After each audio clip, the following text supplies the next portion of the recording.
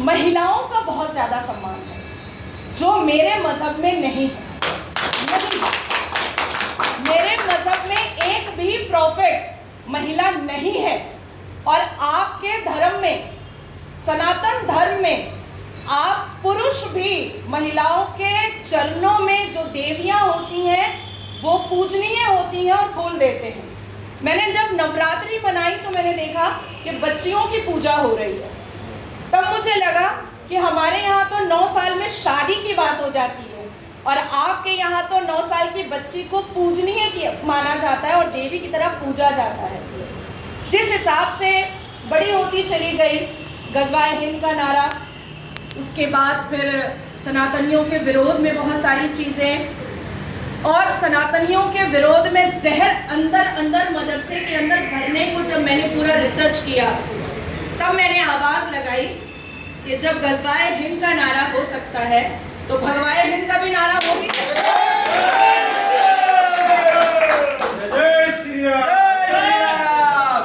जब वक्फ बोर्ड पर आलोचना हुई तो सबसे ज्यादा बड़ा डीकोड क्रैक मैंने किया था कि किस तरीके से ये अल्लाह के मुसलमान नहीं है हमारे भारत में, ये जिन्ना आतंकी के मुसलमान है जो वक्फ बोर्ड एक लैंड माफिया बनाए हैं।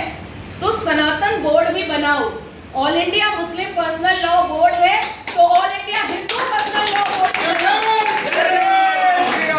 जितने भी यहाँ पर मुसलमान समुदाय के ऑर्गेनाइजेशन बने हैं और जिस हिसाब से उनको प्रिविलेज न्यायपालिका से लेकर के बाहर तक में मिलता है, वो सारे प्रिविलेज अब हिंदुओं को भी दो। जब गुस्ताख रसूल की सजा सरधड़ से जुदा हो सकती है तो अपमान राम की सजा सरधड़ से जुदा भी हो सकती है।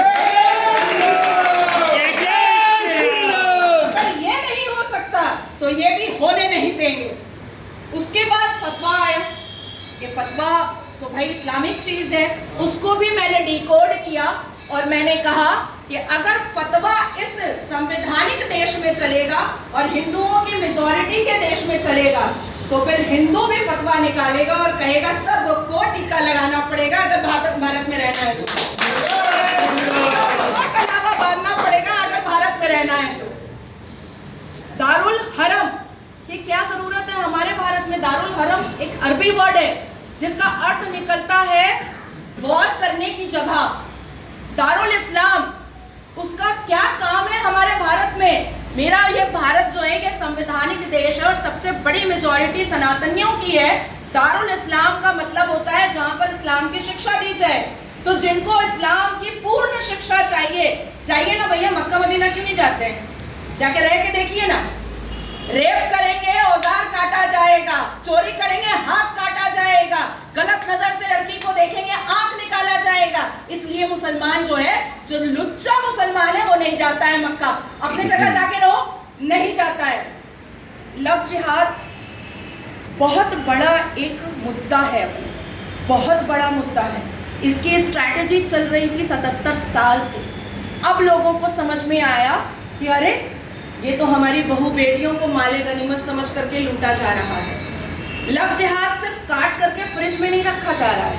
आपकी फलती फूलती चहचहाती बेटियों को उठा करके ये लेकर जाते हैं, अपने निकाह में लेते हैं और हिंदू की बेटियों के कोख से औरंगजेब और मोहम्मद गौरी जन्म दिलवाते हैं।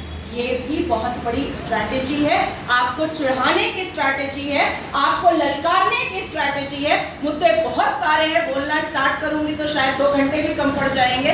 मैं बस इतना चाहती हूँ कि अब हमको जागने की जरूरत आ चुकी है, अब हमको उठने की जरूरत आ चुकी है। और वाकई में अगर हम बट गए तो हम कटे हैं और आगे भी कटेंगे।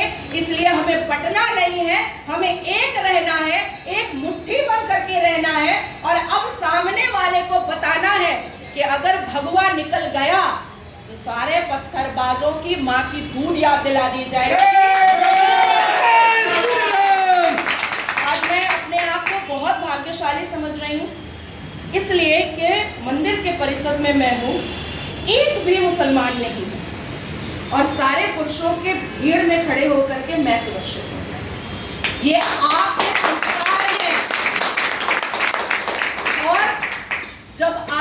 बेटियां मुसलमान गलियों से गुजरती है तो कभी आंख से बलात्कार होता है, कभी जुबान से बलात्कार होता है, और कभी सच में बलात्कार होता है, और कभी काट करके फ्रिज में डाला जाता है, और कभी उसके कोख से मोहम्मद गौरी और औरंगजेब पैदा कराया जाता है। इसको अब बंद करना है, इसको अब खत्म करना है।